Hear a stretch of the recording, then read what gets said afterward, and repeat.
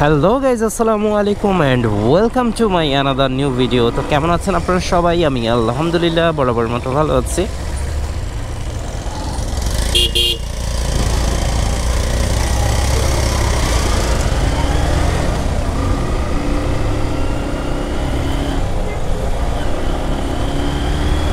গতকালকে রাতে চাকাতে একটা টিনের মতো একটা প্লেন শিট, ছোট এরকম ধারালো, টায়ারে ঢুকে গেছে।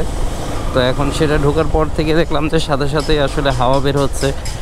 জেল যেটা ছিল, জেলে আসলে ওরভাবে কাজ হচ্ছে না, বের হয়ে যাচ্ছে। তো চাকাটা এখন একটু তিরিং বিরিং করতেছে। আমার মনে হয় যে একটু যে দোকানে দেখাই, যদি প্রয়োজন পড়ে তাহলে ঠিক করতে হবে, আর না হলে হাওয়া দিয়ে যদি ঠিক হয়ে যায় তাহলে তো হয়েই গেল। রে দেখিবার মনে চায় আমার, তোমার দেখিবার মনে চায়।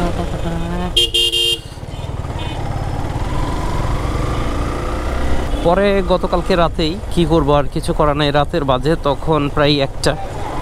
তো দোকানপাট তো সব কিছুই বন্ধ, আর এর মধ্যে আবার ফ্রেন্ড ছিল 2জন সাথে। পরে এইভাবে এই চাকা নিয়েই ওদেরকে বাসা পর্যন্ত নামাই দিলাম। নামাই দিয়ে পরে গাড়ি গ্যারেজ করলাম। গ্যারেজ করার পরও দেখতেছি যে না, মোটামুটি হাওয়া বের হচ্ছে। তো ভেবেছিলাম সকালবেলা যে আজকে এসে হয়তো বা দেখবো যে একদম চাকা বসে গেছে, চালানোর মতো অবস্থা নাই। তো যাক, আলহামদুলিল্লাহ দেখলাম যে না, হাওয়া আছে অল্প, মানে একজন চালানোর মতো।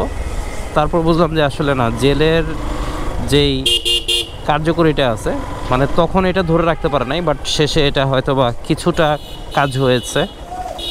এখন নতুন করে হাওয়া দিলেই আসলে বোঝা যাবে যে কি অবস্থায় আছে বা কি কতটুকু।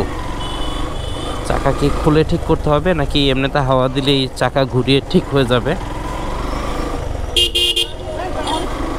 ও বাবা, জ্যাম নাকি? না, জ্যাম না তো। দিক দিয়ে আবার রাস্তাঘাট সব কাটা সোজা, ভিতরে গলি টলি দিয়ে যেতে হয়, এটাও কিন্তু একটা প্যারা।